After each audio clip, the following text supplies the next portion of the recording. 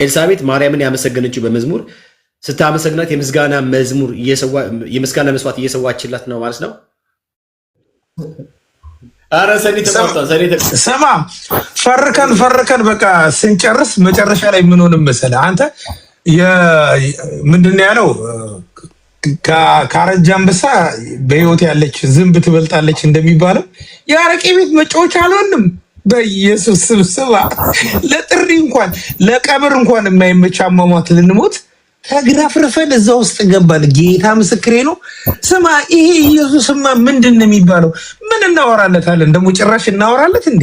በኢየሱስ ሳንፈልገው እኔ በኔ በኩል ያለውን ነው የማውቀው። ሳልፈልገው ራሱ ፈልጎ ያገኘኝ የዘፈንን ጣረሞት እንለዋለን። ልክ የኃጢአቱን ቁልፍ እንደዚህ ዋናውን ነቅሎ ከውስጥ ያውጥቶ ሰላምን የሰጠኝ እንኳን እኔ የ10 ወር ልጅ እንኳን መዝሙር ሲከፈቱልኝ ትሰማታለህ አይደል?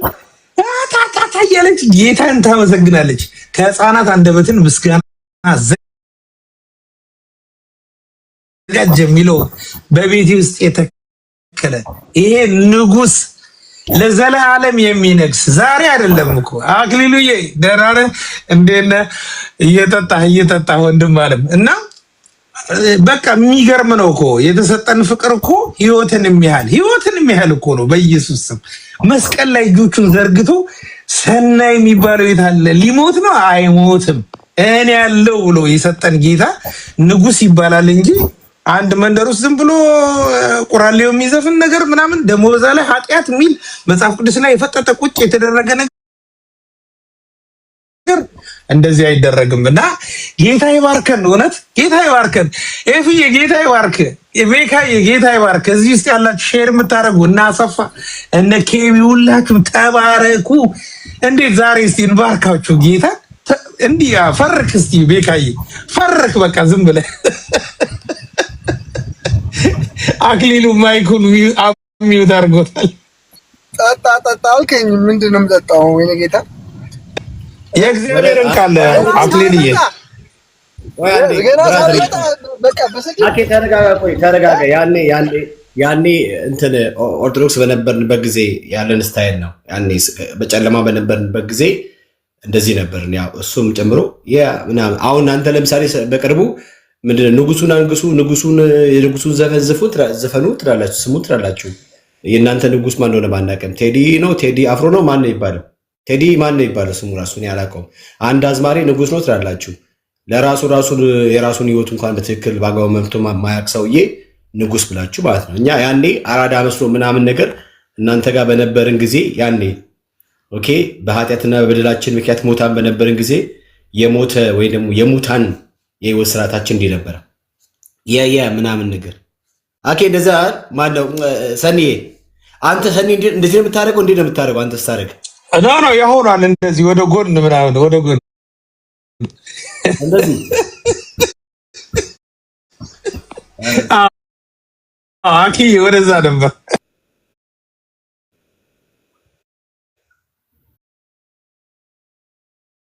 እንደዚህ ነው።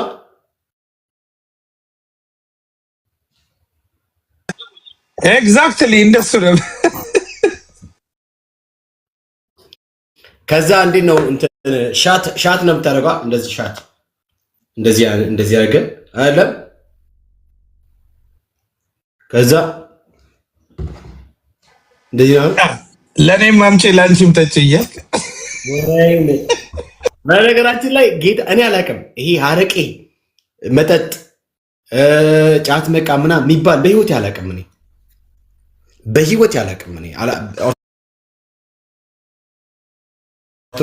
መዝሙር የምስጋና መስዋዕት ነው ሲሉ እያሉ ያሉት ነገር በመዝሙሩ የሚመለከው መስዋዕት የሚቀርበት እሱ እግዚአብሔር ብቻ ነው እያሉ ነው።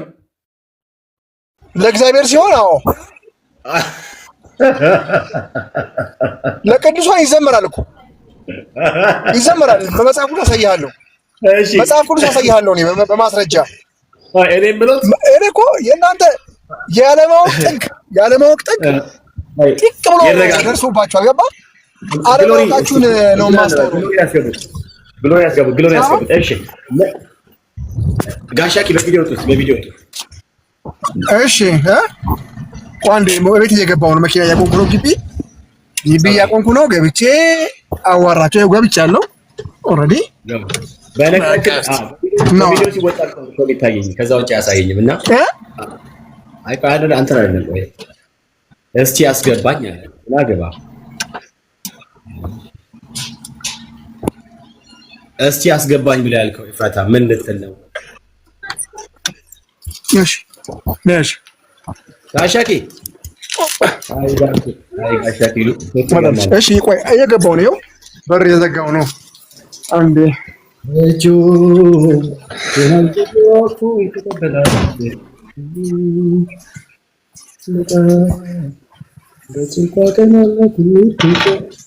እሺ ይኸው የገባው ነው። ይሄ ድሮ ይሄ ያኔ ነው። ይሄ ስታይላችን ያኔ ነው። ያኔ ኦርቶ በነበረበት ጊዜ እንደዚህ ምናምን ይሄ ኃጢአት እኮ አይደለም። ኃጢአት ምን መሰለህ አባቴ በቃ ዱርዬነት ኃጢአት ነው። እሺ ወደ ጉዳያችን መጣ። ወደ ጉዳያችን ስንመጣ ምን አልክ መሰለህ አንተ? መዝሙር የምስጋና መስዋዕት ነው አልክ። መዝሙር የምስጋና መስዋዕት መሆኑ በአንድ አፍ ነው መስማማው፣ በአንድ አፍ ነው መስማማው። 100% የምቀበለው ማሳብ ነው የሚሆነው ማለት ነው። ምን ካልከኝ መዝሙር የምስጋና መስዋዕት መሆኑ እንስማማለን። ይሄ የምስጋና መስዋዕት ለማን ነው መቅረብ ያለበት? ለቅዱሳንም ለእግዚአብሔር የአምልኮ ምስጋና፣ ለቅዱሳን ደግሞ ይመሰገናሉ እንደተሰጣቸው ጸጋ። እሱን በመጽሐፍ ተሻየቻል። እሺ ለቅዱሳንም ለእግዚአብሔርም አልክ መስዋዕት ለእግዚአብሔር የአምልኮ መስዋዕት። አሁን ምን ታደርጋለህ መሰለህ? ለቅዱሳን የምስጋና መስዋዕት ማቅረብ እንደሚገባን ከመጽሐፍ ቅዱስ ማስረጃ አምጣለሁ። አሁን ምሳሌ ድምፅ አይሰማም። እሺ በመዝሙር ለቅዱሳን ስማኝ፣ በመዝሙር ለቅዱሳን የምስጋና መስዋዕት አቅርብላቸው የሚል ከመጽሐፍ ቅዱስ ማስረጃ አምጣ። መዝሙር 33 አዳምጥ። እሺ መዝሙር 33 አይቆይ ልክፈት 33 ላይ ላንብብልህ። ጻድቃን ወይ በእግዚአብሔር ደስ ይበላችሁ፣ ቆይ ልክፈት ብራዘር፣ ለቅኖች ምስጋና ይገባል። አረ ብራዘር ተረጋጋ። ለቅኖች አንቺ እጆቹን ዘርግቶ የተቀበላት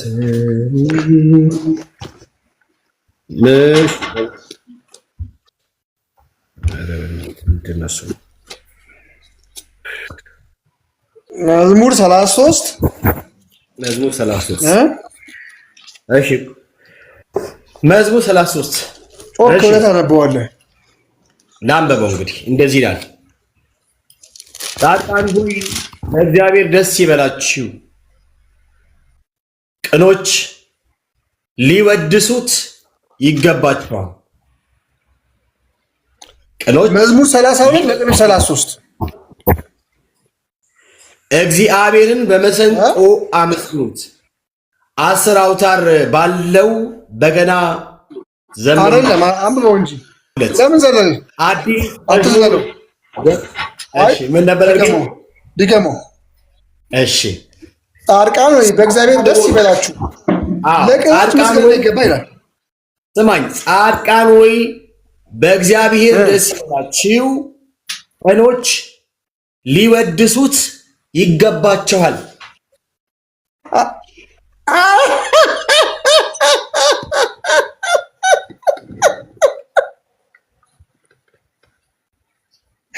አይ ፌንቴ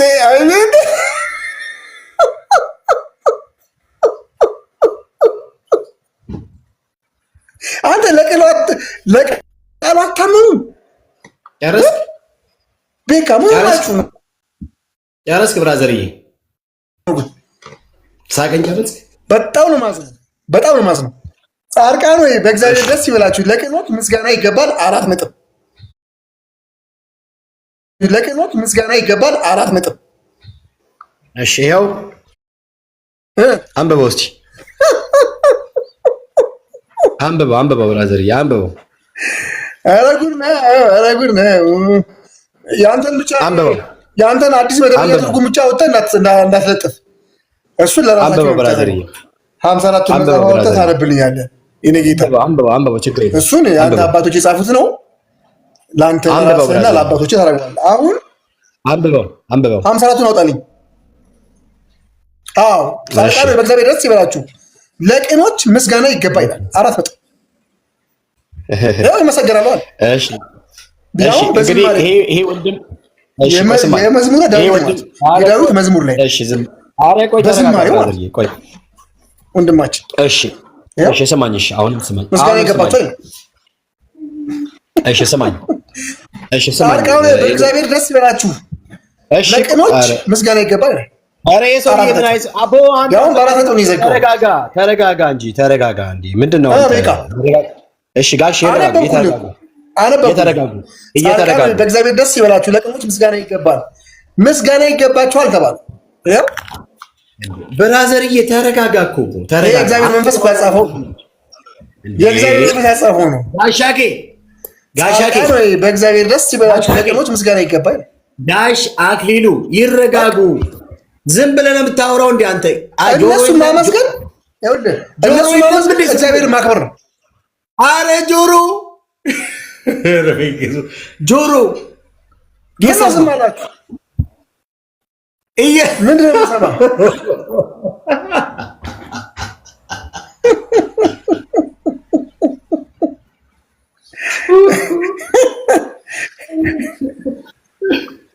አይሰማም እንዴ? ግሎሪ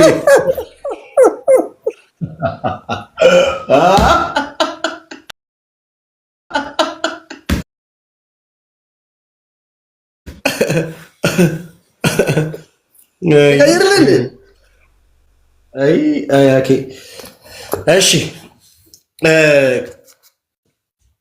አይሰማም ሰውየው አይሰማም። እግዚአብሔርን አይሰማም ሰውየው በጌታ በኢየሱስ እኔ ጋር ነው ወይስ?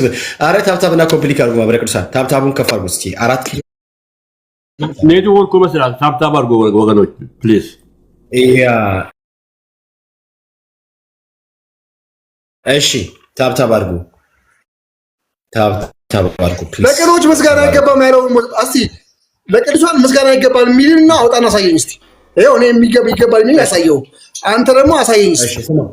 በምን አወቅ አይመሰገኑም ስትል ማስረጃ። እሺ ስማኝ፣ ተማከሩና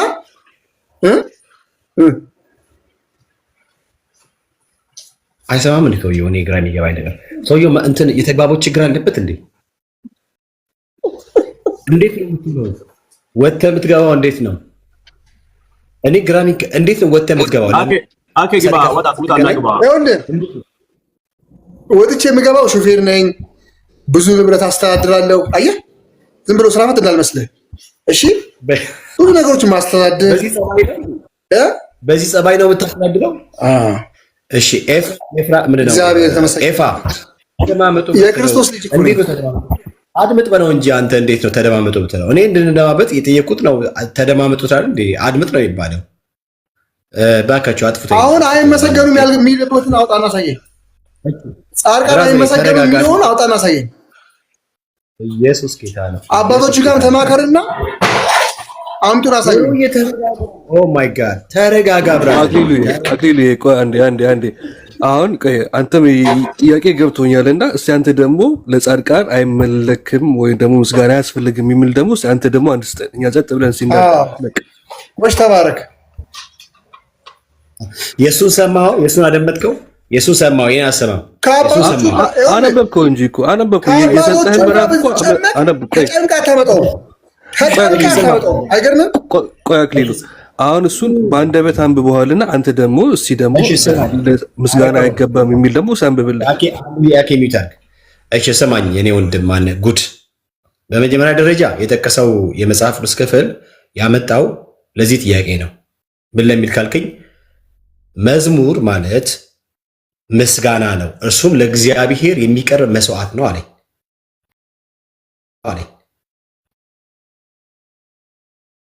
መዝሙር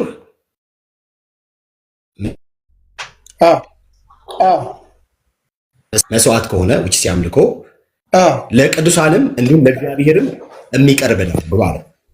እኔ መዝሙር ለእግዚአብሔር አምላክ የሚቀርብ የአምልኮ መስዋዕት ስለመሆኑ ምንም ጥያቄ የለኝም። በጣም የምስማማው ሀሳብ ነው፣ የምቀበለውም ጉዳይ ነው። መጽሐፍ ቅዱስ ከዘፍጥረት እስከ ራእይ ድረስ በመዝሙር የሚወደሰው የሚመሰገነው እግዚአብሔር ብቻ እንደሆነ በግልጽ የሚናገረው ማለት ነው። አሁን እዚህ ክፍል ላይ ተቀሰለው እነሱ ማመስገን አዳምጥ፣ እነሱ ማመስገን ወረድ በቃ ታች ሆነ ታፍተበር እንደዚህ አይመቸኝም። እሺ ስለዚህ እሱ የጠቀሰው ለቅዱሳን ወይም ደግሞ ለቅኖች ለሚባለው ችግር የለም። ለቅኖች እንበል ቅኖች ያለው ቅዱሳን ናቸው፣ ቅዱሳን ናቸው፣ ቅዱሳን ናቸው፣ ቅዱሳን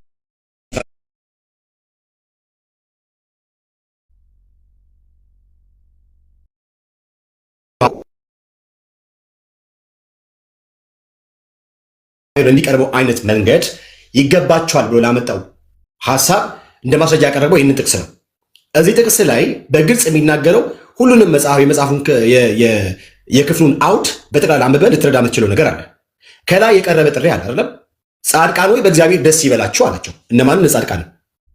ከዚያስ ደግሞ ለቅኖች ምስጋና ይገባል ማለት እነሱ ይመሰግናሉ አይደለም? እነኛ ደስ የሚላቸው በእግዚአብሔር ደስ የሚላቸው ጻድቃኖች እግዚአብሔርን ልታመሰግኑት ይገባል ነው ነገርየው። ማን እንዴት ብለህ ካልክ እንደዚህ ብሎ ይፈታበት። እስቲ አንድ ነገረኛ ዝም በል ራስህ። አሁን እንደዚህ ብሎ ይፈታበት አንድ ነገረኝ። አንተ አባት ትላለህ እንዴ? እኔ ከዚህ ከዳዊት በላይ አባት አለ እንዴ? ዳዊት የተናገረው የዳዊት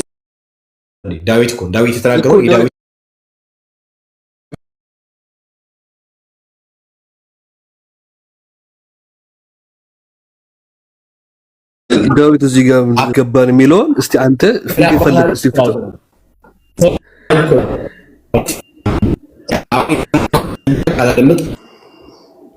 ኧረ አልሰማህም።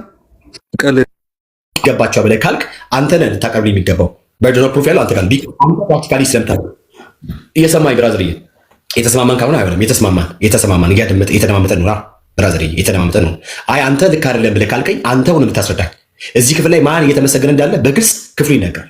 በግልጽ ነው ክፍሉ የሚናገረው ማን እየተመሰገነ እንዳለ፣ ማንንም ማመስገን እንዳለባቸው እነኚህ ጻድቃን የተባሉት በግልጽ ክፍሉ እያነበብከው ስመጣ በግልጽ ያስረዳል።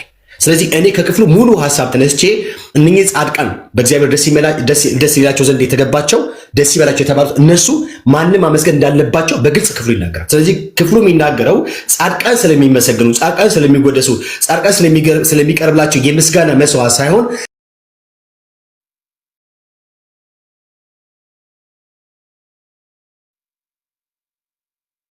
እንደሆነ ነው ክፍሉ የሚናገረው። እኔ ክፍሉን አንብብ። አይ አንተ ደግሞ አይደለም እግዚአብሔር እዚህ ጋር የሚመሰገነው ጻድቃን ናቸው፣ እዚህ ጋር የሚመለከው ጻድቃን ናቸው ብለህ ካልክ አንተ ታስረዳኛለህ። የሰማኸኝ አንተ ታስረዳኛለህ። እኔ ክፍሉን አንተ ፍታልኝ። እኔ አንተ ጠየቅና ነገርኩህ እኮ ከዛ መዝሙር 33:11 ላይ ጻድቅ ሆይ እግዚአብሔር ደስ ይበላችሁ፣ አንተ ፍታልኝ፣ ደሱት ይገባል የሚለውን ሲፍታልኝ። ሰማኝ የኔ ወንድም። አልሰማህም።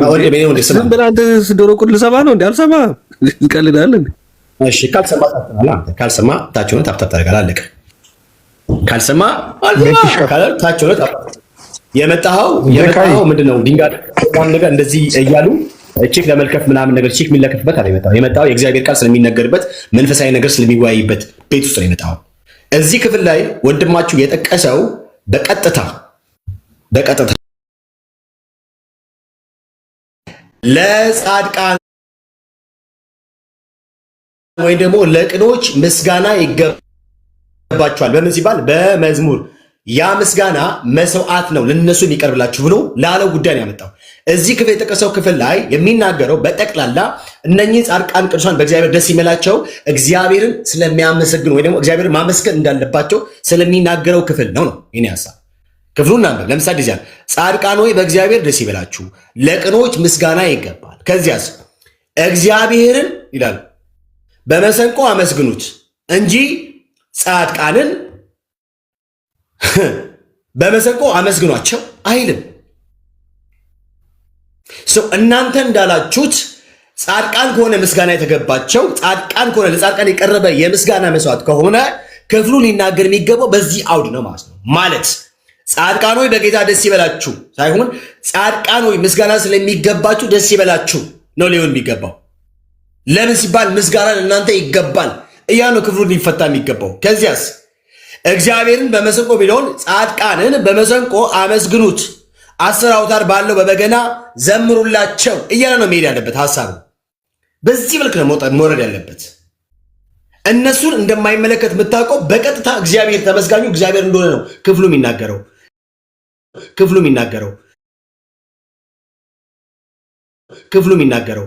እያመሰገነ ያለው እግዚአብሔር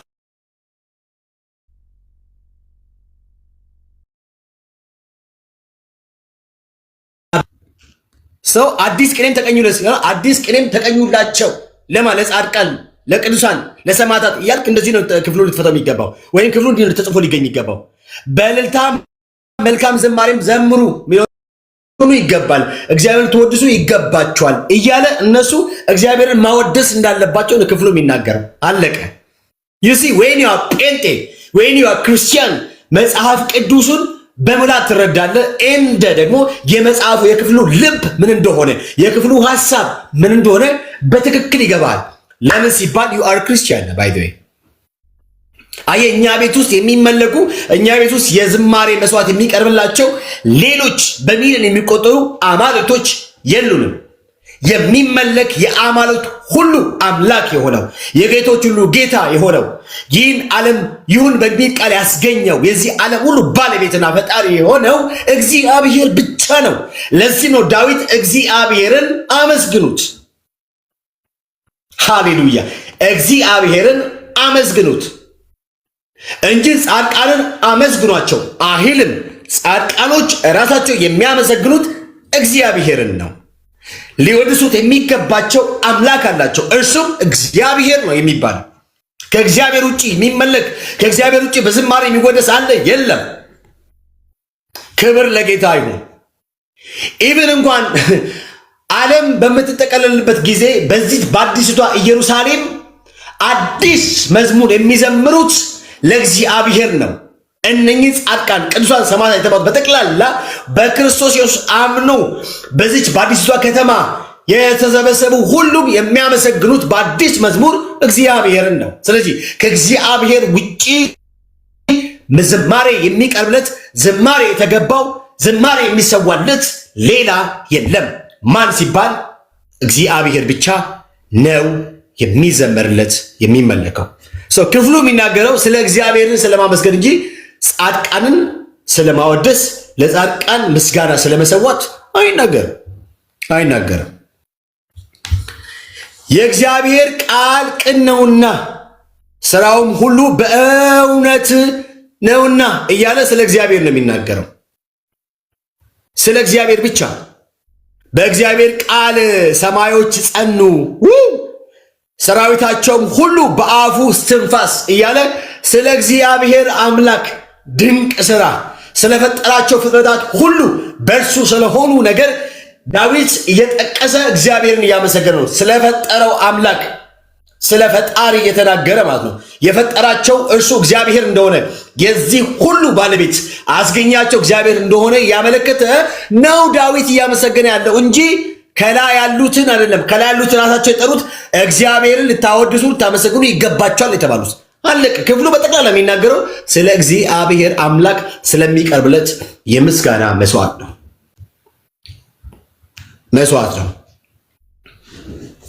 ክፍሉን በዚህ ጠቅልል።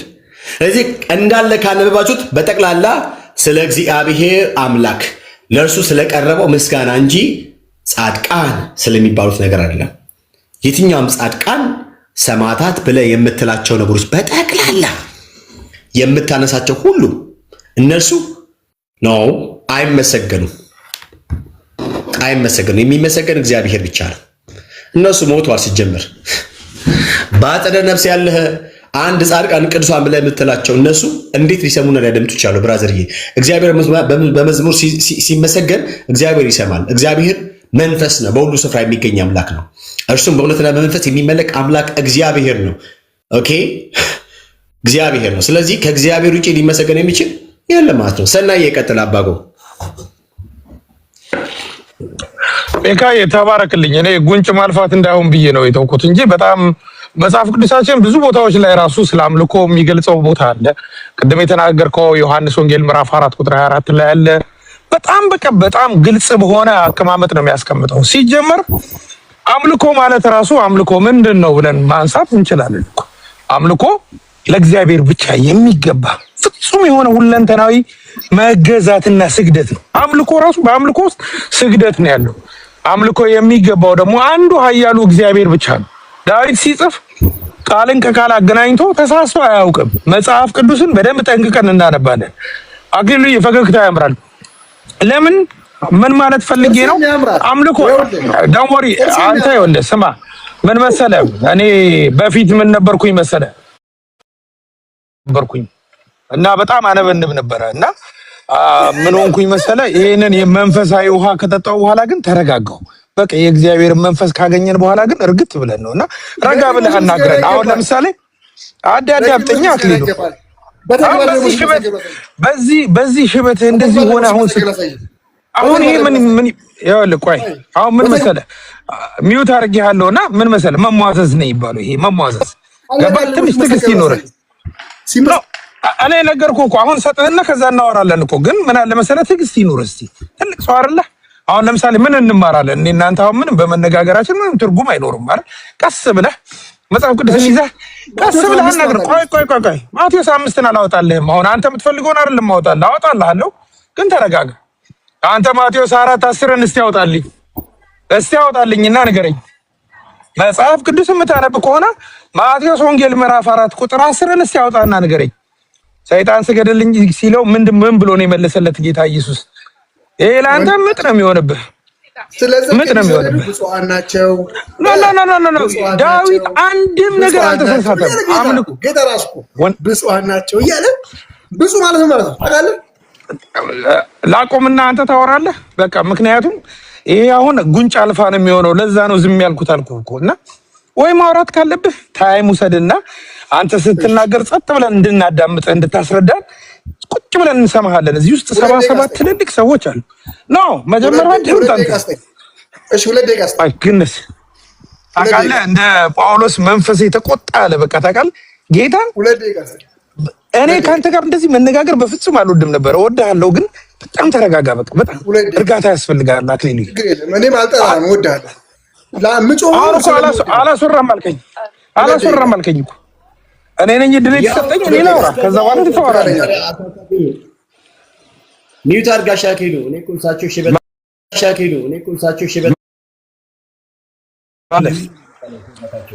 ምንም ጋሻኬ ልታዳምጥ አትችልም። እና ዋናው ትኩረት ምንድን ነው? የአምልኮ ዋናው ትኩረት ምንድን ነው? አምልኮ የሚቀርበው ለፈጣሪ ብቻ ሲሆን ይህም ደግሞ ከልብ የሚመነጭ ፍቅርና ፍርሃት ነው። በቃ ሌላ ነገር የለውም። አምልኮ ውስጥ ይሄ ነው ያለው። የቃል ኪዳን መሰረት ነው ደግሞ አምልኮ። እግዚአብሔር ብቻ የሚሰጠው ክብር ማለት ነው አምልኮ ማለት። ይህንን ደግሞ አንተም እኮ ቤተክርስቲያንህ የምትቀበለው ነገር ነው። በፍጹም ነውር የለውም። አምልኮ ስትል ባው እያደረክ እየሰገድክ በመንፈስ ውስጥ ሆነ እግዚአብሔር የሚመለከው በእውነትና በመንፈስ ነው። ስለዚህ ያንን ክብር የምትሰጥለት ዘፈን አይደለም አምልኮ ማለት። አምልኮ ማለት ከእግዚአብሔር ጋር ብቻ ባለ ኮኔክሽን የምትሰጠው ክብር ማለት ነው። ሰው በመጽሐፍ ቅዱሳችን ላይ ገልጾ ይነግረዋል። በዮሐንስ ወንጌል ምዕራፍ 4 ቁጥር 24 ላይ እግዚአብሔር የሚመለከው በእውነትና በመንፈስ ነው ብሎ ይጽፍልናል። ስትሄድ ደግሞ ማቴዎስ 4:10 ላይም እንደዚሁ አለልኝ። ዲያብሎስ ለእኔ ወድቀህ ብትሰግድልኝ ብሎ ሲነግረው ሂድ ተነስ ነው የሚለው። እንዲያውም በእውነት ሂድ አንተ ሰይጣን ተነስ ነው የሚለው። ለጌታ ለእግዚአብሔር ለአምላክ ብቻ ስገድ፣ እንዲሁም ደግሞ በእውነት አምልከው ብሎ ይጽፋል መጽሐፍ ቅዱስ። ስለዚህ የሆነ ነገርን ከነ አብደላና ከነ ሸፋላ ጋር አንድ ላይ የሆነ ሻፍል ማድረግ በጣም ትክክል አይደለም። ይሄ ከልት ትምህርት ነው። በእውነት አንተ የመጽሐፍ ቅዱስ አዋቂ ነኝ ነው የምትለው። ብዙ ጊዜ ያለው እኔ አናግሬህ አላውቅም፣ ምህረት አድርግልኝ። ግን ብዙ ጊዜ እየዞርኩም ስትነጋገር እሰማለሁ። እና መጽሐፍ ቅዱስ የምታነብ ከሆነ በትክክለኛ መጽሐፍ ቅዱስን ረገጥ አድርገህ አንብበው እንጂ ከጭንቅላታችን በምናወጣው እውቀት ከሆነ እኔም ስህተት ሆነ አክሊሉ በእውነት እኔ ጨክኜ አላውቅም። ግን አሁን ሪሙቭ አደርጋለሁ ከዚህ ብሎክ አድርጌ ነው የማስወጣው። ከመጽሐፍ ቅዱስ ነው የማወራው እኔ እኮ። ተረጋጋ አንተ። ተራ ሲደርስ ታወራለህ አኪ። እኔ እኮ በክብር ነው ያልኩህ እኮ። አንተም ደግሞ ተራ ሲደርስ ኦፍ ኮርስ ይሰጣል። አንተ ደግሞ ትነግረናለህ። አሁን እኮ አንተ ምን እያረክ መሰለህ ነው? ምን እያረክ መሰለህ? አንተ አሁን አቴንሽን ሲከር ነህ። በቃ እኔ ልንገርህ፣ መጀመሪያ ነገር ወደ አንተ ልመለስ መሰለኝ። አቴንሽን ሲከር ነህ። እኔ አሁን በዚህ እድሜ ምን እንደማደርግ ታውቃለህ? እንዳንተ እኩል ነኝ እኔ።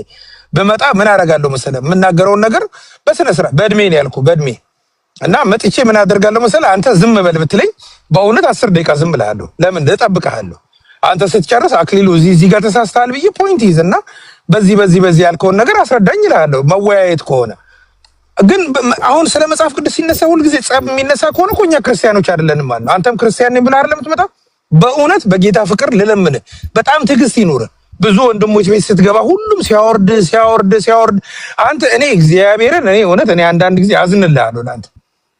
ትዕግስት ይኑርህ። ከዛ መናገር ያለብህን ነገር ትናገራለህ። ስለዚህ አምልኮ የሚለው ቃል ወደ ፖይንቴ ሲመለስ አምልኮ የሚለው ቃል ለእግዚአብሔር ብቻ የሚሰጥ ነው። በቃ ይሄን ደግሞ እየመረረን የምንወስደው ነው። መጽሐፍ ቅዱሳችንም ደግሞ አሁን በገለጽከው ምዕራፍ ላይ መዝሙረ ዳዊት ምዕራፍ 33 ላይ እያንዳንዷን ቃል በተለይ ልክ በቃ ቅዱሳን ሲል ጻድቃን ላይ ቆመህ አይደለም መጽሐፍ ቅዱስ የሚነበበው። ከላይ ታነባለህ፣ ከታችም ታነባለህ። በስነ ስርዓት ይኸው 10ቱም በገና ደርድራችሁ ለእግዚአብሔር ቅኔን ዘምሩ ነው የሚለው። በደንብ ይኸው እኔ እንጃ ያረዳድ ጉዳይ እንዳይሆን ብዬ ነው።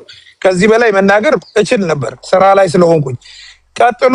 ቤካዬ ግን እውነተኛው ነገር ይሄ ነው። ቀስ ብለህ መናገር ያለብህን ነገር እድል ስጠውና ይንገረንስ፣ ያሳምነንና ነገ ኦርቶዶክስ እንሆን ሁላችንም። እኔ እፈልጋለሁ እንደዛ መሆን። ግን በቃ እንደዚህ ሳትጨቃጭቅ በተራ አንተም ደግሞ ሲሰጥህ ቁጭ ብለህ ስለ አምልኮ እስኪ ያስረዳን፣ እኛም እንስማስ። በቃ እንወያይስ፣ ዲፕሎማሲ እናደርገው። ተባረኩ። ተባረክ እንዬ። እሺ ጋሻኬ፣ ስለዚህ መዝሙር ወይም ደግሞ ዝማሬ ምስጋና መስዋዕት ነው ብለናል። ይሄ የምስጋና መስዋዕት ደግሞ ለእግዚአብሔርም ለጻድቃንም የሚቀርብ ነው ብለናል። ለእግዚአብሔር በሚቀርበው ጉዳይ ላይ ቅድም ያለው ምንም ጥያቄ የለኝም። ቢኮዝ እኔ እግዚአብሔርን የማመልክ ለእግዚአብሔር ብቻ የምስጋና መስዋዕት የምሰዋ ክርስቲያን ነኝ። እኔ ድንቅዬ ጴንጤ ክርስቲያን ነኝ። እና አንተ ምን ታደርጋለህ? ለጻድቃን ለቅዱሳን ለሰማዕታት ብለህ ለምትላቸው ለነሱ የምስጋና መስዋዕት መዝሙር ማለት ነው። የምስጋና መስዋዕት በዚህ መንገድ ዘምሩ፣ ጻድቃንን በምስጋና በዝማሬ መስዋዕት ሰዋላቸው የሚለውን ከመጽሐፍ ቅዱስ ማስረጃነት አንተ አሳየን እስቲ። በቀላሉ አሁን መዝሙር 33ን ያው በቃሌ ማንበብልሃለሁ። እስቲ በሉቃስ 1:40 እስቲ ኤልሳቤጥ ምን ብላ እንዳመሰገነቻት እስቲ አንብብልኝ። አንቺ የተባረክሽ ነሽ፣ የማኅፀንሽን ፍሬ የተባረከ ነው፣ ጸጋ የሞላብሽ ደስ ይበልሽ። አስተውል። ድንግል ማርያም ደግሞ እንሆ አለች፣ ከዛሬ ጀምሮ ትውልድ ሁሉም ይሉኛል አለች። ብፅዕት ማለት ምን ማለት ነው? የተባረክሽ ነሽ ማለት ምን ማለት ነው? ባረከ ማለት ምን ማለት ነው? እሱን ከመዝገበ ቃላት ታወጣልኝና እሱን የሚዳኘን አሁን እንደዚህ ስገይ ሲያምርብሃል፣ እንትኑን የሚሸፈን ያደርገዋል። ጥሩ ነው። አሁን ወንድማችን ጻድቃን ሆይ በእግዚአብሔር ደስ ይበላችሁ፣ ለቅኖች ምስጋና ይገባል ብሎ 4 ነጥብ ሲያደርግ ይሄ የእግዚአብሔር ሐሳብ የእግዚአብሔር መንፈስ ቅዱስ አድሮበት ነው የጻፈው። ከራሱ አይደለም የጻፈው። ዳዊት በመዝሙሩ ላይ አስገብቶ ምስጋና እንደሚገባቸው አስቀመጠ። ስለ ጽድቅ የሚሰደዱ ደግሞ ብፁዓን ናቸው አለ። ብፁዕ ማለት ነው የተመሰገነ ማለት እኮ። አውጣው ከፈለክ ማስረጃው። ባረከ አመሰገነ ነው። አንቺ የተባረክሽ ነሽ፣ የማኅፀንሽን ፍሬ ኢየሱስም የተባረከ ነው። ጸጋ የሞላብሽ ደስ ይበልሽ። ማን ያደረባት? መንፈስ ቅዱስ ያደረባት ኤልሳቤጥ። መንፈስ ቅዱስ ያደረበት ሰው እንዲህ ያመሰግናል። ኤልሳቤጥ እና ዘካርያስ በእግዚአብሔር ፊት ያለ ነቀፋና ያለ ነውር ጻድቅ ነበሩ ይላል። ጻድቋ ካመሰገነች መንፈስ ቅዱስ አድሮባት፣ አንተ ከየት አመጣህ ነው አይመሰገኑም ያልክበትን ማስረጃ እንደኔ በመጽሐፍ ቅዱስ አወጣህ አሳየኝ እያልኩ በማስረጃ ነው። ይሄ ሎጂክ ይሄ እንዲህ ነው። አዎ የሚመለከው ኢየሱስ ክርስቶስ ብቻ። እነሱ ማመስገን አምልኮ ነው አይደለም። ለዚህ ኤልሳቤጥ አመለከቻት ማለት ነው አይደለም። የሚመለከው ልጇ ነው። ስለዚህ መጽሐፍ ቅዱስን እኔ አልመረመራችሁትም፣ አላጠናችሁትም። ዝም ብላችሁ ላዩን ገለብ ገለብ እያደረጋችሁ ነው እየሄዳችሁ ያለ። ጠንከር ብላችሁ በደንብ ብታዩት ጥሩ ነው ለማለት ነው። አመሰግናለሁ። እሺ አሁን የጠቀስከው ሉቃስ ወንጌል ምዕራፍ 1 ላይ ኤልሳቤጥ ለማርያም የዝማሬ የምስጋና መስዋዕት አቅርባለች እያልከን ነው? አመሰገነቻት። ድምጿን ከፍ አድርጋ አንብቦ ድምጿን እንዴት አድርጋ ምናምን ብዬ በታላቅ ድምፅ ነው የሚለው። አይተዋል? አንብበዋል? ግን በደንብ ወንድማችን ጥያቄን አድምጥ በደንብ አኬ፣ ችግሩ አድምጥ ጥያቄን፣ ከዛ አድሬስ እያደረግ ለመመለስ ሞክር። እሺ ዮሐንስ ምንድነው የሉቃስ ወንጌል ምዕራፍ 1 ላይ የጠቀስከው ኤልሳቤጥ ማርያምን በዝማሬ የምስጋና መስዋዕት አቅረበችላት ብለህ ነው እያልክ ያለው? አይ ዘመረች አላልኩም። አዳምጥ። ዝማሬውም ላይማ ዳዊት በዝማሬው ላይ አመሰገነ፣ እንደሚመሰገኑ ጻፈ። ማን ያጻፈው? መንፈስ ቅዱስ ሰማኝ። ስለዚህ ቅድም ያልከው አንተ ለጻድቃን በተለይ መዝሙር የምስጋና መስዋዕት ነው አልከኝ። ስለዚህ የምስጋና መስዋዕት ከሆነ መዝሙር ያ የምስጋና መስዋዕት የሆነው መዝሙር ለማን ነው የሚቀርበው ብዬ ስል ለቅዱሳንም ለእግዚአብሔርም አልከኝ። ለእግዚአብሔር በሚቀርበው ጉዳይ ላይ ጥያቄ የለኝም። ቢኮዝ እኔ እግዚአብሔርን ብቻ አምላኪ ክርስቲያን ነኝ አልኩ። ለቅዱሳን ግን በዝማሬ የምስጋና መስዋዕት እንደሚቀርብላቸው ማስረጃ ከመጽሐፍ ቅዱስ አምጣ ብዬ ጠየኩ። የመጀመሪያ የጠቀስከው በሚያስገርም መልኩ እግዚአብሔር የሚመሰገንበትን ለጻድቃን ለማዋል ሞክረ። መዝሙረ ዳዊት ምዕራፍ 33 ነው ያነሳኸው። which አንተ የምትናገረው አይደለም፣ አንተ የምትለውን አይደለም የሚደግፈው፣ አንተ ከምትለው ሀሳብ ጋር ፈጽሞ የሚገናኝ አይደለም። ግን በሚቀጥለው ምን አደረክ መሰለህ? ሉቃስ ወንጌል ምዕራፍ 1 ጠቀስክና ኤልሳቤጥ አልክ። ኦኬ ማርያምን አመሰገነች ነው ያልከው። ስለዚህ ኤልሳቤጥ ማርያምን ያመሰገነችው በመዝሙር ስታመሰግናት የምስጋና መዝሙር የምስጋና መስዋዕት እየሰዋችላት ነው ማለት ነው። ጋሻኬ አዎ ያንን እሷን ስታመሰግን የእግዚአብሔር ሐሳብ ስለሆነ ለእግዚአብሔርም ነው። አዳም የእግዚአብሔር ሐሳብ ነው። ለምን መሰለህ? እነሱን ማመስገን አስወራኝ። እነሱን ማመስገን የማን ሐሳብ ነው? የእግዚአብሔር ሐሳብ ነው። እነሱ እንዲከበሩለት፣ እነሱ እንዲመሰገኑለት የእግዚአብሔር ሐሳብ ነው ማለት ነው። አይ የእግዚአብሔር ሐሳብ ሊሆን አይችልም። አትግባ። የእግዚአብሔር ሐሳብ አይደለም ስትል ማስረጃ ጥቅስ አምጣ እኮ እያልኩ እኔ የእግዚአብሔር ሐሳብ ስለሆነ የጌታዬ እናት ወደ እኔ ትመጣ ዘንድ እንዴት ይሆንልኛል እያለች ድምጿን ከፍ አድርጋ አመሰገነች። አንቺ የተባረክሽ ነሽ፣ የማፀንሽን ፍሬ የተባረክ ነው። የሰላምታሽ ድምፅ በጆሮዬ በመጣ ጊዜ ጽንሱ በማፀኔ በደስታ ዘሏልና ከጌታ የተነገረላት ያመነች ብፅዕት ናት አለች። እነሆ አለች ደግሞ ነፍሴ ጌታዬን ታከብረዋለች፣ በአምላኬ በመድኃኒቴ ሐሴት ታደርጋለች አለ። እነሆ ከዛሬ ጀምሮ ትውልድ ሁሉ ምን ይሉኛል አለች። ብፅዕት ማለት ምን ማለት ነው? እሺ አይ በቃ ደገምኩ ብራዘርዬ። እሺ ወደ ጉዳይ ስም ማስረጃ አምጣ። አሁን ማስረጃ ጠቅሰ ነው ይሄ ግርግር አያስፈልግም። ጠቅሰ አያስፈልግም ምስጋና አይገባቸውም የሚለውን ማስረጃ አምጣ ላስጠኝ። እሺ አንድ የሚት ታደርገዋለህ ፕሊስ። ጥያቄ ለአንተ ምን ነበረ? ኤልሳቤጥ ማርያም ወደ እሷ ስትመጣ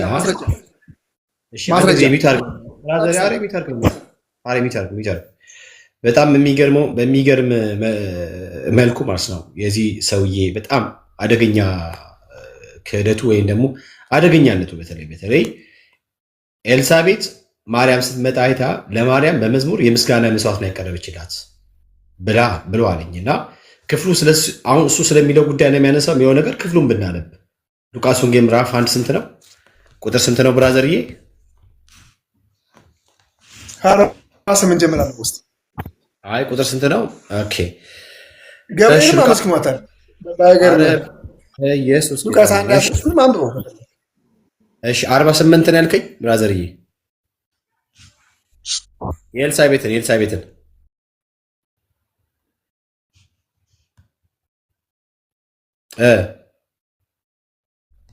እሺ እንደዚህ ነው።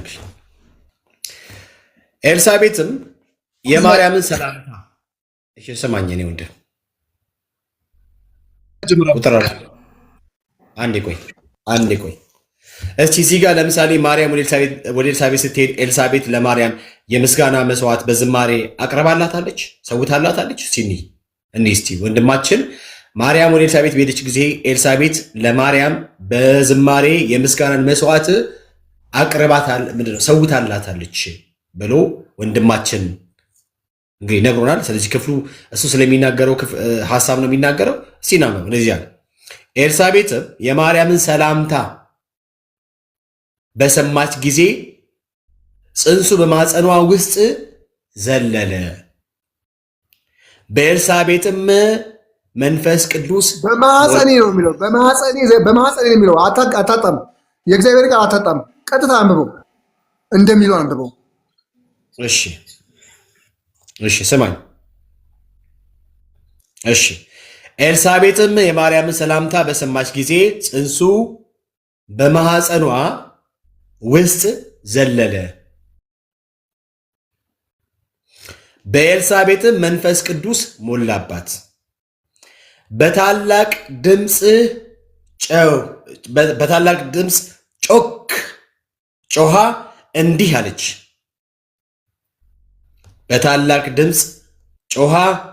አለች። በታላቅ ድምፅ እየዘመረች እንዲህ አለች አይልም። ጮኻ እንዲህ አለች፣ አንቺ ከሴቶች መካከል የተባረክሽ ነሽ። ከዚያስ የማኅፀንሽን ፍሬ የተባረከ ነው።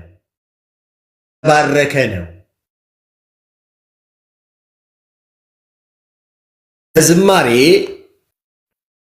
የምስጋናን መስዋዕት አቀረበች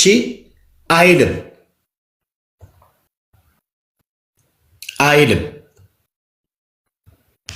ከዚያስ የጌታዬ እናት ወደ እኔ ትመጣ ዘንድ እንዴት ይሆንልኛል አለች። እነሆ የሰላምታሽ ድምፅ። ማን ነው ሰላም ያለቻት? ማርያም ናት እንዴ? የማርያምን የሰላምታዋን ድምፅ የሰማችው ማለት ኤልሳ። እንደውም ነገርየው ተቀይሮ ሰላም ያለቻት ማርያም እንጂ ኤልሳቤጥ አይደለችም ማለት ነው። የሄደችው ማርያም ናት እንጂ ኤልሳቤጥ አይደለም ወደ ማርያም የመጣችው። ኢቨን እንኳን ካያችሁት ጉዳዩ ማለት ማርያም ወደ ኤልሳቤጥ ሄደች እንጂ ኤልሳቤጥ ወደ ማርያም አልመጣችም። ማርያም ሰላም አለቻት እንጂ ኤልሳቤጥ አላለቻትም። ስለዚህ ኤልሳቤጥ በመዝሙር ለማርያም የምስጋና መስዋዕት አቀረበችላት ብለህ ያልከው ነገር እንዴት አደገኛ በእግዚአብሔር ቃል ላይ የዋሸው ውሸት እንደሆነ ግልጽ ነው።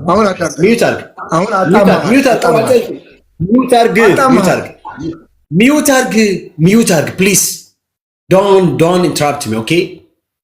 በቃ ኢንተራፕት አታርገኝ እሺ። ከዚያስ እነሆ የሰላምታሽ ድምፅ በጆሮዬ በመጣ ጊዜ ጽንሱ በማፀኔ በደስታ ዘሏልና ይላል። እንግዲህ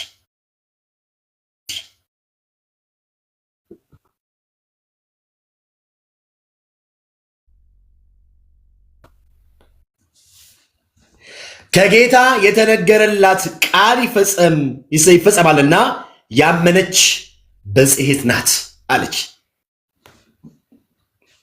ዩሲ ስለ ማርያም ኤልሳቤጥ አንቺ ስላመንሽ ብፅዕት ነሽ ማለት ምንድን ነው? ዩ አር ብሌስድ ያለቻት ነው።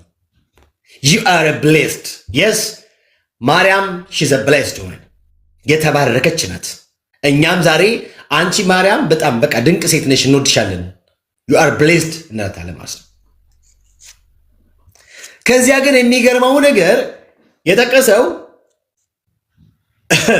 ቁጥር 48 ነው። ዋና ቦታ 46 47 ማርያም የተናገረችውን ለምን ማለት አልፈለግ? አየህ፣ የምስጋና መስዋዕት የሚቀርብላት ሳይሆን የምስጋና መስዋዕት የምታቀርብ አመስጋኝ ሴት እንደሆነች አምላኪ ሴት እንደሆነች የምታውቀው ማርያም ራሷ የምታመልከውን አምላክ የምታውቅ እንደሆነች በራሷ በማርያም አፍና አንደበት እግዚአብሔር ሲመሰገን ታደምጣለህ ማለት ነው። ለምሳሌ ቁጥር 46 እንዲህ ይላል፣ ማርያምም እንዲህ አለች፣ ነፍሴ ጌታን ታከብረዋለች። ዋው! እንዴት የተባረከች ሴት ናት በጌታ። ነፍሴ ጌታን ታከብረዋለች፣ መንፈሴም በመድኃኒቴ ሐሴት ታደርጋለች። በመድኃኒቴ ማርያም ራሱ የጌታችን ኢየሱስ ክርስቶስ መምጣት ለእርሷም ኃጢአት ለእርሷም በአዳም ምክንያት ለነካት በሽታ መድኃኒት እንደሆነ ጭምር በአንደበቷ እየመሰከረች ነው። መድኃኒቴ ስትል የስ የመጣው ኢየሱስ እርሱ የዓለም ሁሉ መድኃኒት ነው። እግዚአብሔር ልጁን ኢየሱስን የላከው ለዓለም መድኃኒት እንደሆነ የገባት ማርያም የነፍሷ መድኃኒት እርሱ ጌታችን ኢየሱስ ክርስቶስ እንደሆነ በአንደበቷ እየመሰከረች ነው። ምን ብላ ሲባል መድኃኒቴ ብላ። አሁን እዚህ ጋር የምስጋና መስዋዕት በዝማሬ በኩል የሚቀርብላት ማርያም ሳትሆን ራሷ ማርያም በዝማሬ ለእግዚአብሔር አምላክ የምስጋና መስዋዕት የምታቀርበው ማርያም ነች ያለችው ማለት ነው። ይሲ ሃውስ በጣም ዲፍረንት እንደሆነ ማለት ነው። ቁጥር 48 እንደዚህ ያለ የባሪያዊቱን ውርደት ተመልክቷልና። ኦ ማይ ጋድ ኢትስ አሜዚንግ ኢትስ ቬሪ አሜዚንግ። በነገራችን ላይ የባሪያዊቱን ውርደት ተመልክቷልና እግዚአብሔር ማንን? ማርያምን። ማነች የባሪያ ውርደት ያለችው?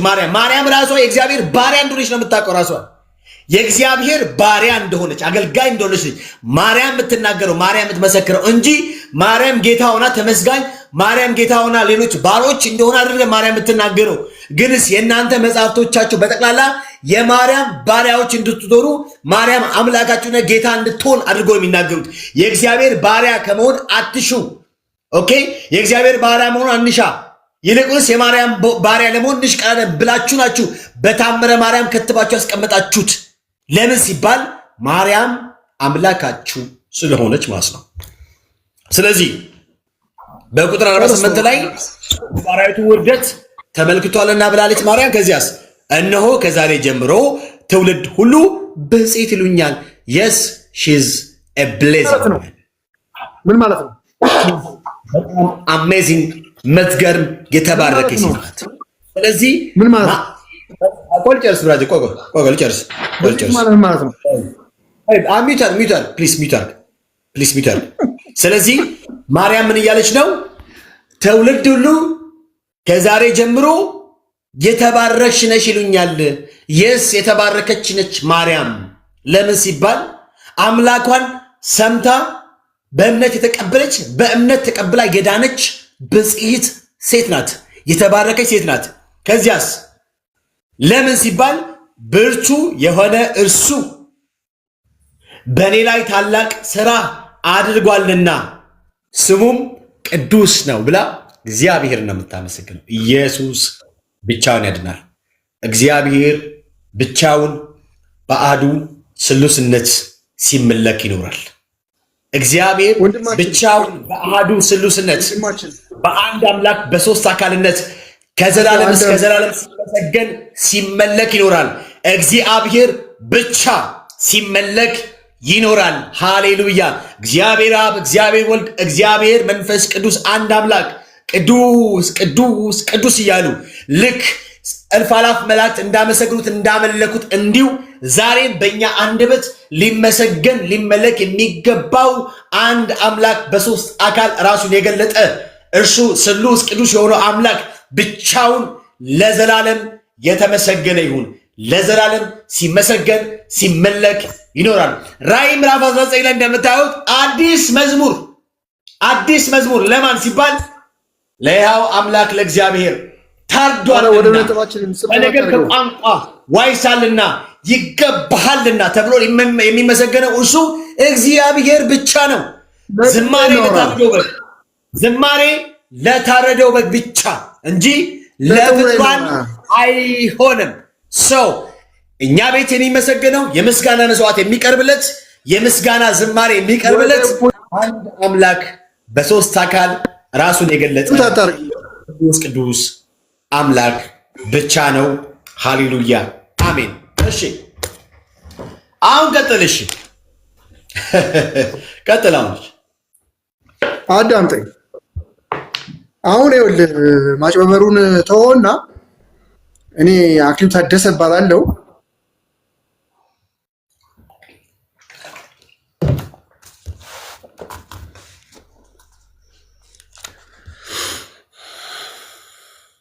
ሚዩት ነው መሰለኝ፣ አይሰማም ድምፅህ። ቤታችሁ ሚዩት በማድረግ ምን የሚጠቀሙት ነገር አለ? እሺ ቀጥል። ስድብህን እንድታቆም ስድብህን ለማስቆም ነው። ሌላ ነገር ተውና ውይይቱ ላይ ግባ። ምን ብዬ ተሳደብኩኝ? ኧረ በስመ አብ። አሁን አዳምጥ። ብጽዕት ማለት የተባረክሽ ማለት ምን ማለት ነው የሚለውን ትርጉሙን ንገሩኝ። ተባብራችሁ ቶሎ በሉ ቶሎ በሉ። ቆሽ እሺ ቀደም አኬም ብላል መሰለ ብጽዕት ማለት የተመሰገነ ማለት ነው፣ ወይም ደግሞ ብፁዕ ማለት የተመሰገነ ማለት ነው ብላል። የተመሰገነ መሆን ማለቱን ከመጽሐፍ ቅዱስ ምንድነው? ከመዝገበ ቃላት ሳሰኛለን። ብፁዕ ማለት እኔማ ገብቶኝ እኮ ነው ጠይቀህ።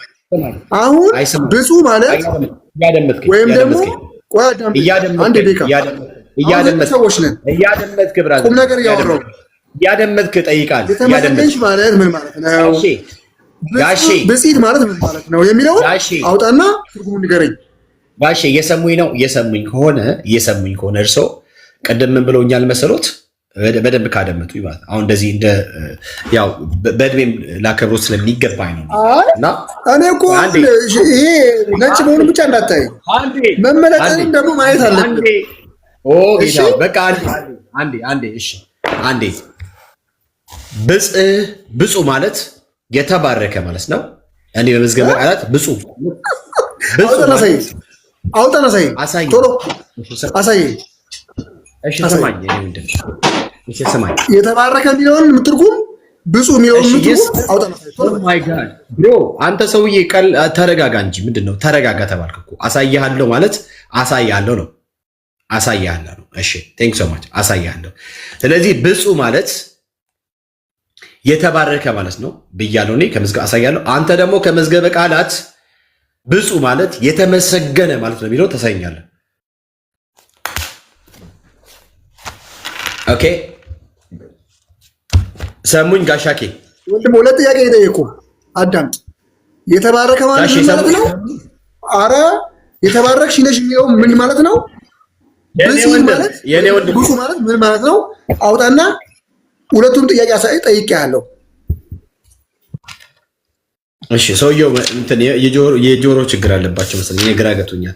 እሺ ጋሻኬ የሰሙኝ ከሆነ ብፁዕ ማለት የተባረከ ማለት ነው ብያለሁ። አለቀ። እኔ እንደዛ ብዬ ነው የማምነው፣ እንደዛ አሳግዮታለሁ። እርሶ ደግሞ ብፁዕ ማለት የተመሰገነ ማለት ነው። የተባረከ ማለት ነው። እባክህ የሰማኝ ነው ብራዘር፣ የሰማኝ ባረከ ማለት ምን ማለት ነው? እሱ ማሳየኝ ኦኬ ባምሮ ኦኬ ማይብሮ እና በአማርኛ ነው የምናወራው። ስማኝ ብራዘር፣ የሰማኝ ባረከ የሚለው ነው ማሳየኝ። ቤካ እኔ ሁለት ጥያቄ ጠይቄያለሁ። ፕሊዝ ማብሮ ይኸውልህ ስማኝ። ባረከ የሚለው ደግሞ ታልኝ ስማኝ። ባረከ የሚለው ታልኝ። እሺ ስማኝ ነው። እሺ ስማኝ። ባረከ የሚለው አውጣና ቶሎ በል። ግሎሪ ገዳ። እሺ ኦኬ ወደ ስማኝ። እኔ ብፁዕ ማለት የተባረከ ማለት ነው ብያለሁ። አንተ ደግሞ ብፁዕ ማለት የተመሰገነ ነው ብለኛል። ስለዚህ ምንድን ነው የምናደርገው? እኔ የተባረከ ስለመሆኑ ሁለቱንም ለጥፍ አሳየኝ እኮ በጽሁፍ ትርጉሙን አውጣ ለጥፍና አሳየኝ። እናንበው። ባረከ የሚለውንም ትርጉም አውጣና አሳየኝ። ብፁዕ የሚለውንም ትርጉም አውጣና በተራ በተራ ታሳየኝ አለ ማለት ነው። እሺ እንዲያርግልህ አንተ ያንተ መረጃ አውጣና አሳየው። እስከዛ ግን እኔ አንድ ጥያቄ አለኝ ለአቶ አክሊሉ። ጎ ሄድ። ምናልባት ትቀበለኝ ይሆን? አንድ ጥያቄ አለኝ። እኔ ኦርቶዶክስ እኮ ነኝ። ጥያቄ እንቀበላለን። የናሩ ታዲያ ፈልገው ቅድም ብጽዕት ነሽ ስትባል እያመሰገነቻት ነው ወይም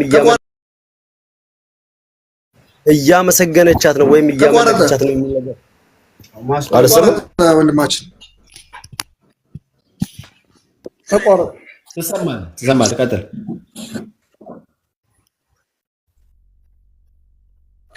ያመለከ ይሄ የአዳራሽ ወሬ ይባላል። የእናንተ የአዳራሽ ወሬ ይባላል። እያመለከቻት ያለውን የአዳራሽ ወይም ደግሞ እዛ ተሰብስባችሁ የምትጮህበት ቦታ ወሬ ይባላል። እኛ ማርያም ትመለካለች ብለን አናውቅም፣ አንልምም። ፍረጃ ይባላል። ፍረጃ ያልከኝን ጥያቄ ማርያምን አመሰገንክ ማለት የእግዚአብሔር ሐሳብ ነው። ጥያቄው እኔ ነው፣ አንተ አይደለም። ጥያቄው አንተ ልትመልስ ነው እንዴ? ጥያቄው እኔ ነውና ጥያቄን ስማ። ያላለውን ስትል ነው ያላለውን ያላለችውን ቤተክርስቲያን ያላለችውን እኔ ያልኩትን ስትል ነው እኮ። እሺ ተረጋጋና ሰምተኸኝ አይ እኔ እንዲህ አላልኩም ትለኛለህ። መረጋጋትም አንዳንዴ ልመድ። እሱን ቶ ኢንተራፕት አታርክ። እሺ ብጽዕት ነች ስትባል ኤልሳቤጥ ምን እያደረገቻት ነበር ነው ያልከኝ? አዎ ያመሰገነቻት ነው። አንቺም የተባረክሽ ነሽ፣ የማኅፀንሽን ፍሬ የተባረከ ነው። ጸጋው የሞላብሽ ሆይ ደስ ይበልሽ። እያመሰገነቻት ነው። ምን እያደረገቻት ነው? እሺ ኢየሱስ ብዙ ቦታ እያመሰገነቻት ካልሆነ ምንድን ነው እያደረገቻት ነው? ንገረኝ እስኪ። አንዴ ቆይ ተረጋጋ። ጥያቄን ለምንድን ነው የማሰማኝ? አንዳንዴ እንደ ትልቅ ሰውም እናውራ። ልጅነት ሲበዛ ጥሩ አይደለም። ጺምም ያበቀልን ሰዎች ስለሆን እንደ ትልቅ ሰው እናውራ። በዛ ላይ ሁለት አይነት ጸጉርም ቀላቅለናል። ስለዚህ አሁን ጥያቄን ስማ። አሁን ጥያቄን ስማ። እያለ እንደ ትልቅ ሰው ብጽዕት ማለት ምን አደረገቻት ማለት ነው? ምን አለቻት ማለት ነው? ኧረ ትልቅ ሰው ነህ አክሊሉ፣ ትልቅ ሰው ነህ እንዴ። ለልጆቹ ሚዲያ ላይ ተቀምጦ ነገር የሚታዘቡን ነገር ለምንድን ነው የምትሰራው? ተረጋግተህ ስማኝ ጥያቄ።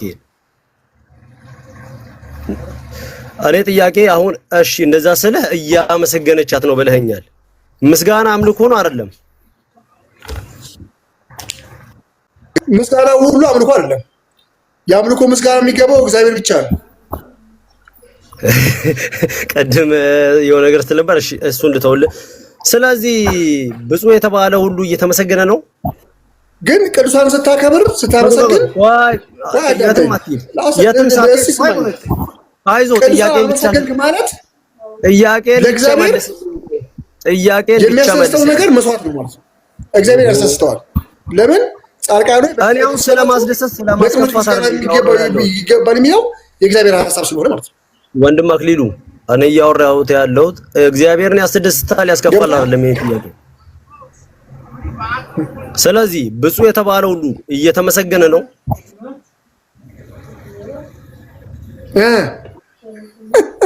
ጥያቄ ነው እኮ። ኧረ ጉድ ነው። አሁን ብፁዕ የተባለ ሁሉ እየተመሰገነ ነው የሚለውን ባረከ የሚለውን ትርጉሙን አውጡና ሰው ያስጠይያቸዋለሁ።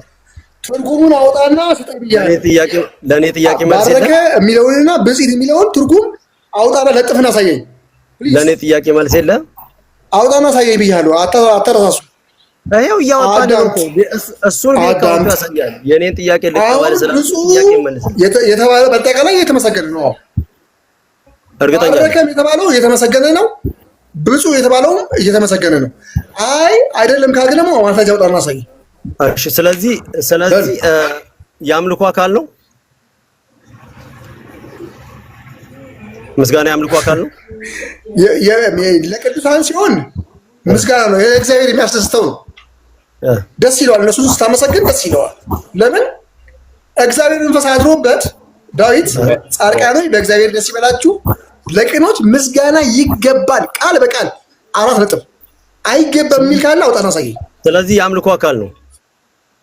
አውጣና አሳየኝ። እንደ መጽሐፍ ቅዱስ ላይ የተጻፈ ነው ወንድማችን። እሺ ቆይ አንዴ ስም። ወይኔ እኔ ጥያቄ የለም።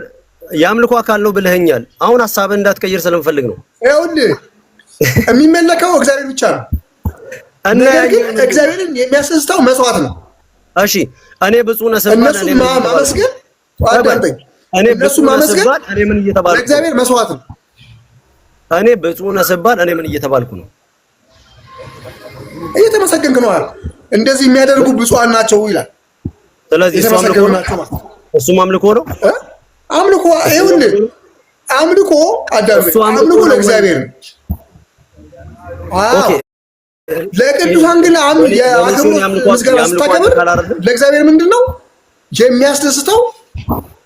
መስዋዕት ነው። ቴንክ ዩ። ይሄንን ቃል አሁን ቃል በቃል ታወጣና ታሳየኛለህ። አንተም ብፁዕ የሚለው ለእግዚአብሔር አንዴ አዳምጠኝ። ለእግዚአብሔር ሲሆን ብፁዕ የሚለው ወንድማችን ይሄ ካል እንትን ውስጥ አትግባ። አንዴ ስማኝ፣ ቀጥታ የምጠይቅህን አንዴ ስማኝ። አይመሰገኑም የሚለውን ሐሳብ አዳምጠኝ። አይመሰገኑም የሚለውን ሐሳብ ያመጣው ከየትኛው መጽሐፍ ውስጥ ነው? አሁን አይመሰገኑም ያልክበትን ማስረጃ ስጠኝ። አሁን ዝም ብለህ ስማኝ ጥያቄ የትም ስለማላስኬድ። ስለዚህ አይመሰገኑም ያልክበትን ማስረጃ አውጣና አሁን ጥያቄን ስማኝ። ብፅዕት የሚለውን እና ባረከ የሚለውን ለጥፍና ሳይልኛል። አሁን ጥያቄን ስማኝ ጥያቄ አሁን ሌላ ነገር ሳንግባ ለእግዚአብሔር ሲሆን አምልኮ ብፅዕት ማለት ወይ ብፁዕ ማለት ምን ማለት ነው? ለጥፍና ሳይል ብዙ ሰዎች እያዩን ስለሆነ ማለት ነው። ቶሎ በል እሺ፣ አውጣና ሳይኝ። ለፍጡር ሲሆን አምልኮ አይሆንም፣ ለእግዚአብሔር ሲሆን አምልኮ ይሆናል የሚለውን አንድ ብፁዕ የሚለውን ቃል በሁለቱም ማምጣና ሳይኝ።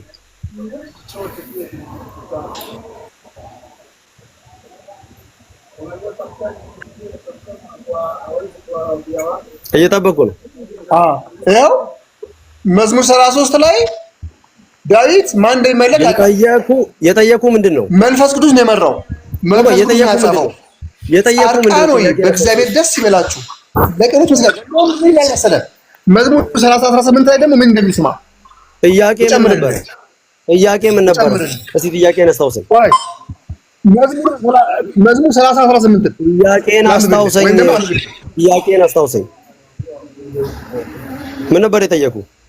አይወልህ ምን ነበር የጠየቁ? 30:18 ላይ ምን ይላል መሰለህ? መዝሙር 30:18 ቆይ ላምብልህ። በድፍረት ጥያቄን አስታውሰኝ። በትዕቢት በመናቅ በጻድቅ ላይ የሚናገሩ የሽንገላ ከንፈሮች መቼም አትመልስም። ይሄ ዝማሬ ነው። ይኸውልህ በድፍረት በትዕቢት በመናቅ በጻድቅ ላይ የሚናገሩ የሽንገላ ከንፈሮች ዲዳ ይሁኑ። በአንተ ለሚታመኑ በሰው ልጆች ፊት የስታት የዲዝም እስቲ መዝሙር 30:18 የጠየቁ ምን ነበር? መዝሙር 30:18 አንብብልኝ እስቲ። የጠየቁ ምን ነበር? እኔ እስቲ ጥያቄን አስታውሰኝ።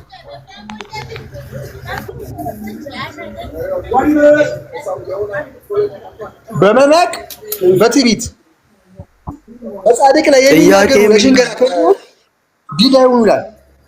ጥያቄ ምን ነበር? ኦርቶዶክሳዊ ነኝ በጣም መልሳለኝ ስትል ነበር። እንግዲህ መጽሐፉ መዝሙር እኮ ነው ያለው እኮ የእግዚአብሔር ጥያቄን አስታውሰኝ። ምን ነበር የጠየቁ? ጥያቄ ምን ነበር? አይሰማም? አይ ፔንቴ ምን ነበር ጥያቄ?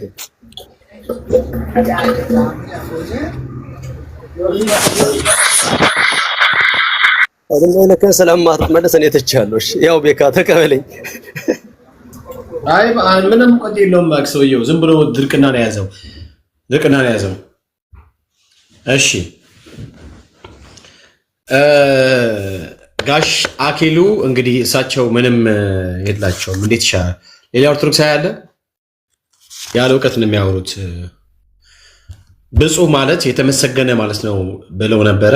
ስለዚህ የተመሰገነ ስለመሆኑ ግን ማስረጃ ማምጣት አይችሉም። በእርግጥ እኛ ግን ብፁዕ ማለት የተባረከ ማለት እንደሆነ ከመዝገበ ቃላት አምንተን ማሳየት እንችላለን። እርሶ ግን በማስረጃ ማሳየት አይችሉም። ያ እሺ